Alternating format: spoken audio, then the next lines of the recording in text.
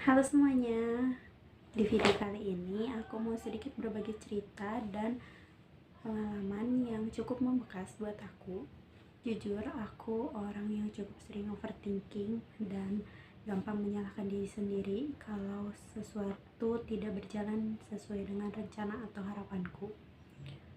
Kadang aku merasa harus melakukan semuanya dengan sangat baik, dan kalau hasilnya tidak seperti itu, aku langsung berpikir kayaknya aku nggak mampu deh untuk melakukan hal itu. Tapi ada satu pengalaman yang bikin aku mulai sadar dan berpikir mungkin aku terlalu keras pada diriku sendiri. Aku pernah mengajar les untuk seorang siswa dalam waktu yang cukup lama. Pada saat itu aku berharap dia bisa berkembang dengan lebih baik, tapi semakin lama aku merasa perkembangannya tidak begitu terlihat. Dari situ aku mulai kepikiran banyak hal, banyak pertanyaan-pertanyaan kepada diri sendiri juga, seperti apakah cara aku mengajar kurang tepat, atau mungkin aku belum cukup baik untuk mengajar. Jujur, pikiran-pikiran seperti itu bikin aku down, dan tidak lama setelah itu akhirnya siswa tersebut memilih untuk tidak melanjutkan lesnya bersama aku. Aku benar-benar merasa gagal, merasa apa yang aku sudah lakukan tidak berhasil, dan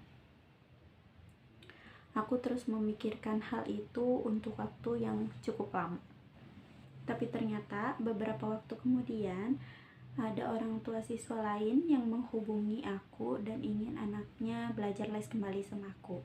Hal sederhana itu bikin aku sadar sesuatu. Saat aku sibuk merasa tidak cukup baik, ternyata masih ada orang lain yang percaya sama aku.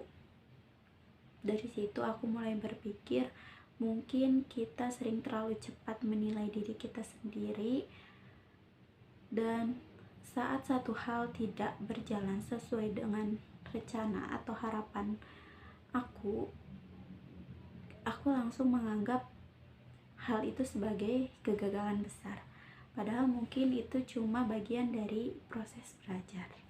Aku juga sempat membaca beberapa artikel yang membahas tentang overthinking, kepercayaan diri, dan proses belajar dari kegagalan. Ternyata memang cara kita memandang diri kita sendiri sangat mempengaruhi rasa percaya diri kita. Selain itu, kegagalan juga bukan selalu menjadi tanda kalau kita tidak mampu.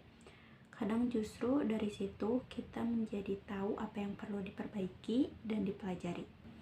Sekarang aku juga masih belajar untuk lebih tenang dan tidak terlalu keras pada diriku sendiri. Masih sering overthinking juga, tapi setidaknya aku mencoba untuk tidak langsung menganggap diriku gagal saat satu hal tidak berjalan sesuai dengan harapan atau rencanaku. Karena mungkin kita semua juga sedang belajar dengan proses kita masing-masing. Jadi dari pengalaman itu aku belajar kalau tidak semua hal harus langsung berhasil agar punya arti. Kadang proses yang mengecewakan membantu kita lebih banyak belajar mengenal diri kita sendiri. Dan kalau hari ini kita merasa belum cukup baik, bukan berarti kita gagal. Mungkin kita hanya sedang berada pada proses yang belum selesai. Terima kasih sudah mendengarkan cerita aku dari awal sampai akhir.